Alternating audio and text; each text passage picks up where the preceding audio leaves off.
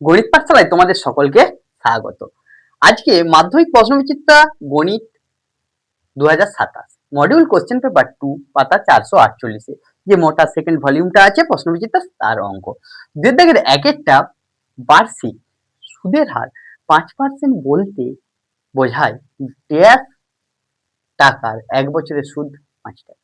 তাহলে কত টাকার এক বছরের সুদ 5 টাকা? 5% সুদ বললে এটার সোজাসুজি উত্তর হয়ে যায় 100 টাকা। আর কিছু করতে হবে না। এবার আমরা দুইয়ের অঙ্কে কি দেওয়া আছে দেখো, 1/a, 1/b, 1/c, 1/a সমানুপাতিক হলে x সমান কত? দেখো এখানে চারটা সমান, ক্লাস 7 তোমরা করেছো, যদি কয়েকটা সংখ্যা সমানুপাতি থাকে চতুর্থ সমানুপাতি এটা আছে। চতুর্থ সমানুপাতিটি সমান কি হয়? মধ্যম পদদ্বয়ের গুণফল, মধ্যম পদদ্বয়ের গুণফল বাই প্রথম পদ। তাহলে চতুর্থ সমানুপাতি, চতুর্থ পদ, আমি পদ লিখে দিচ্ছি, মধ্যম পদদ্বয়ের গুণফল, মধ্যম পদ দ্বয়ের গুণফল বাই কি হয়? প্রথম পদ। আমরা সেটা বসিয়ে দিচ্ছি। তাহলে এখানে কি আসছে দেখো, 1/bc ইন্টু, এটা উল্টাবে, a/1, তাহলে 1/x সমান এটা আসবে। তাহলে x সমান কি আসবে? এধারটা উল্টেছে, লবটা হর হয়েছে মানে এধারটা উল্টাবে, তাহলে এখানে কি হবে? bc/a। তাহলে x এর মান কি হবে? bc/a। এটা হয়ে যাবে উত্তর। এর পরে 3 নম্বর অঙ্ক দেখো কি দেয়া আছে আমাদের। 3 নম্বর অঙ্কে দেয়া আছে দেখো, দেখো 3 অঙ্কে দেয়া আছে বৃত্তস্থ বর্গক্ষেত্রের কর্ণ বৃত্তের ড্যাশ হবে। একটা বৃত্তস্থ বর্গক্ষেত্র দেয়া আছে, কি দেয়া আছে? বৃত্তস্থ বর্গক্ষেত্র। তাহলে তার কর্ণ কি হবে? কর্ণ সবসময় কেন্দ্রবিন্দুর উপর দিয়ে যাবে। তাহলে কেন্দ্রবিন্দুর উপর দিয়ে যাচ্ছে, পরিধির বিপরীত পাশে স্পর্শ করেছে যে সরল রেখা, তাকে আমরা কি বলি? ব্যাস। তাহলে কি হবে? ব্যাস হবে। আর একক দৈর্ঘ্যের ব্যাসার্ধ বিশিষ্ট একটি বৃত্ত এস একক দৈর্ঘ্যের বৃত্তচাপকে কেন্দ্র করে কেন্দ্রস্থ কোণ উৎপন্ন করে। যে কেন্দ্রস্থ কোণ উৎপন্ন করে তার বৃত্তীয় মান থিটা হলে এর সমান কত? একটা বৃত্ত দেয়া আছে, সেখানে ব্যাসার্ধ বলে দিচ্ছে আর, এটা আর, এটা আর, এখানে এই বৃত্তচাপটা বলে দিয়েছে এস, আর এই কোণটা বলে দিচ্ছে থিটা। তাহলে এদের মধ্যে সম্পর্ক আমরা জানি, এস সমান আর ইন্টু থিটা। থিটাটা অবশ্যই কি মানে দিতে হবে? বৃত্তীয় মানে দেয়া থাকতে হবে। এখানে বৃত্তীয় মানই বলেছে। পরের অঙ্কে আমাদের কি দেয়া আছে দেখো, 5 নম্বর অঙ্কে দেয়া আছে, এখানে 5 নম্বর অঙ্কে দেয়া আছে একটি চোঙের ব্যাসার্ধ ও উচ্চতা দ্বিগুণ করলে আয়তন ড্যাশ গুণ বৃদ্ধি পায়। এর সলিউশনটা দেখো, তোমরা শূন্যস্থানে মুখস্থর মতো রেখেও উত্তর দিয়ে দিলে হবে, কিন্তু আমি দেখিয়ে দিচ্ছি কিভাবে। এখানে চেঞ্জ করে দিল, তখন মুখস্থ বিদ্যা তো কাজে লাগে না, তাই নিয়মটা শিখে রাখো। যদি একটা চোঙ দিয়েছে, কি দিয়েছে?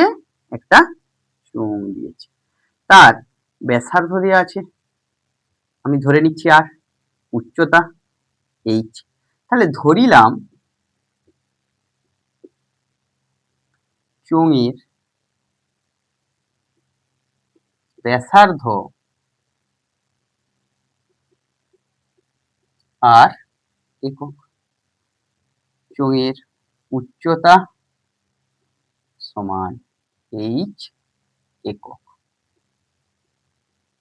তাহলে চোঙের আয়তন কত হবে? অতএব আয়তন সমান পাই আর স্কয়ার এইচ ঘন একক। এবার শব্দটা দেখো কি করছে, ব্যাসার্ধটাকে দ্বিগুণ করছে, ব্যাসার্ধটাকে কি করছে, দ্বিগুণ করছে। উচ্চতাটাকেও আমরা কগুণ করেছে, উচ্চতাটাকে আমাদের দ্বিগুণ করেছে। উচ্চতা দ্বিগুণ করছে, ব্যাসার্ধ উচ্চতা দুদিকে দ্বিগুণ করছে। তাহলে এখন ব্যাসার্ধ কত হচ্ছে, 2r, উচ্চতা কত হচ্ছে 2h। এখন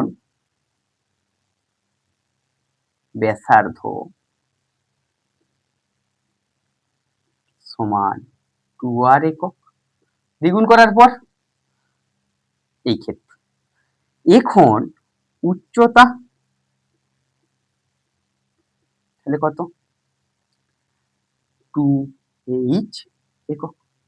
অতএব এখন আয়তন, চোঙটার আয়তন পাই হলো ব্যাসার্ধর স্কোয়ার, 2r তার স্কোয়ার ইন্টু 2h ঘন একক। তাহলে 2 স্কোয়ার মানে কত, 4, 4 2 8 পাই আর স্কোয়ার h। তাহলে বৃদ্ধি কতটা হয়েছে, বৃদ্ধি সমান 8 পাই আর স্কোয়ার h মাইনাস পাই আর স্কোয়ার h, 7 পাই আর স্কোয়ার h। তাহলে কত গুণ হয়েছে, আগেরটার 7 দ্বারা গুণ হয়েছে, তাহলে কগুণ হয়েছে, 7 গুণ হয়েছে। 6 নম্বর কোশ্চেনে দেখো কি দেওয়া আছে, ক্রমবিচ্যুতি পদ্ধতিতে বিন্যস্ত রাশি তত্ত্বের যৌগিক নির্ণয় করার সময় সকল শ্রেণী দৈর্ঘ্য সমান হতে হবে। কি হতে হবে, সমান হতে হবে। এরপর 3 নম্বর দাগে কি অঙ্ক দেয়া আছে, দেখো 3 নম্বর দাগেতে সত্য মিথ্যার অঙ্ক দেয়া আছে। 3 দাগের অঙ্কে সত্য মিথ্যা যাচাই করতে বলেছে। চক্রবৃদ্ধি সুদ পর্বে 1 বছর হলে কিছু, চক্রবৃদ্ধি সুদ পর্বটা 1 বছর হলে কিছু টাকার চক্রবৃদ্ধি সুদ আর সরল সুদ সর্বদা কি হবে, একই হবে। এটা তাহলে কি হয়ে যাবে,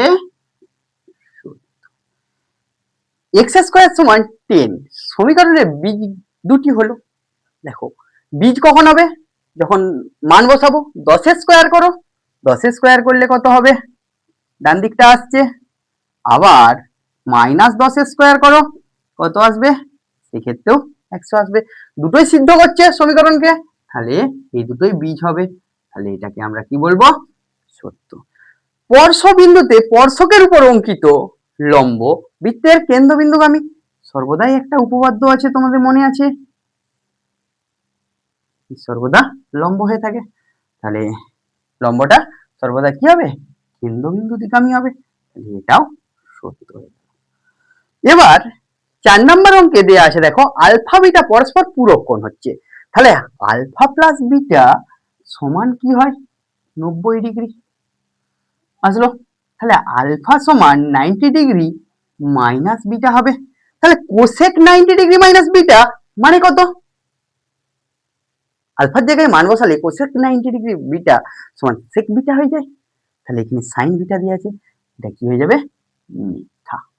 তাহলে কেন আসছে দেখলে মিথ্যা, এটা যখনই আমরা কোসেক আলফার জায়গায় মান বসাও 90 ডিগ্রি মাইনাস বিটা সমান কি চলে আসে, সেক বিটা। এর পরবর্তী অঙ্ক কি দেয়া আছে, দেখো এখানে 5 নাম্বার অঙ্ক কি দেয়া আছে, এখানে দেয়া আছে একটি নিরেট শঙ্কু ও একটি নিরেট অর্ধগোলকের ব্যাসের দৈর্ঘ্য ও উচ্চতা সমান হলে তাদের বক্ষতলের ক্ষেত্রফলের অনুপাত 1:√2 হবে। এটা সত্য মিথ্যা লিখতে বলেছে।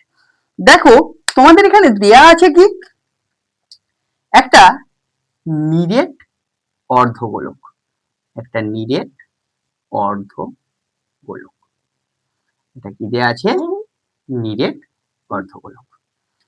আর একটা দেয়া আছে কি, শঙ্কু, নিরেট অর্ধগোলক আর একটা শঙ্কু দেয়া আছে, যাদের ব্যাসের দৈর্ঘ্য সমান, মানে ভূমিতলের ব্যাসের দৈর্ঘ্য মানে ব্যাসার্ধটাও সমান হবে, এবং উচ্চতাটাও কি বলা আছে, সমান বলা আছে, এবং উচ্চতাটাও কি বলা আছে বাবু, সমান বলা আছে, উচ্চতা। তাহলে এখানে উচ্চতাটা কত হবে? এখানে উচ্চতাটা কি আসছে দেখো, শঙ্কুর উচ্চতাটা কত হবে? ব্যাসের সাথে সমান, মানে 2r হবে। কত হবে? 2r একক হচ্ছে। তাহলে নিরেট গোলকটার বক্রতলের ক্ষেত্রফল, নিরেট গোলকের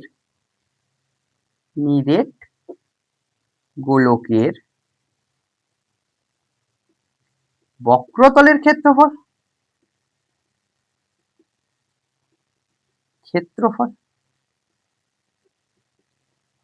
ইস্টু শঙ্কুর বক্রতলের ক্ষেত্রফল। আমি শুধু শঙ্কুর বক্রতলের ক্ষেত্রফল, বক্রতলের ক্ষেত্রফল বলেছে নাকি? তাদের বক্রতলের ক্ষেত্রফল কত? শঙ্কুর বক্রতলের ক্ষেত্রফল বার করতে বলেছে। তাহলে নিরেট গোলকের বক্রতলের ক্ষেত্রফল কি হয়? তোমরা জানো এখানে কি হয়, 2πr² বক্রতলের ক্ষেত্রফল। ইস্টু শঙ্কুর বক্রতলের ক্ষেত্রফল কি হবে? শঙ্কুর বক্রতলের ক্ষেত্রফল তাহলে কি হয়, πr/l। তাহলে এখানে কি হয়, πr/l। দেখো ইস্টু πr/l মানে তির্যক উচ্চতা কত আসছে, 4r² উচ্চতা স্কয়ার যুক্ত ব্যাসার্ধের স্কয়ার। তাহলে এখানে কি আসছে, 2πr² ইস্টু πr5 হচ্ছে। তাহলে এখানে আমরা √5 ইন্টু আর আর গুণ করলে r², পাই চলে যাচ্ছে, 2:√5 হয়ে যাচ্ছে। এখানে দেয়া আছে 1:√5। তাহলে এটা কি হবে, মিথ্যা হবে। আমরা এভাবে বার করে নিতে পারি। পরের অঙ্কে কি দেয়া আছে দেখো, পরের অঙ্কে দেয়া আছে, এখানে দেখো লেখচিত্রের কেবল বৃহত্তর সূচক ও ক্ষুদ্রতর সূচকের ওজাইভের ছেদবিন্দু থেকে মধ্যমান মান পাওয়া যায়, কিন্তু যে কোনো একটি ওজাইভের থেকে মধ্যমান মান পাওয়া যায় না। ইহা সত্য না মিথ্যা? অবশ্যই মিথ্যা, একটা থেকেও বার করতে পারি, মিথ্যা। তাহলে এটা হবে অপশনটা মিথ্যা। এটা কি বললে, মিথ্যা বললে। তোমাদের যদি গণিত পাঠশালার ক্লাস ভালো লেগে থাকে, গণিত পাঠশালা ইউটিউব চ্যানেলকে সাবস্ক্রাইব করো, পাশের বেল আইকনটি প্রেস করো। গণিত পাঠশালা বাই অনুপ ফেসবুক পেজকে ফলো করো, বন্ধুদের মধ্যে শেয়ার করো, কমেন্ট করো, লাইক করো। Thank you. তোমাদের এক একটি কমেন্ট আমার ভিডিও করতে অনেক উদ্বুদ্ধ করে। Thank you.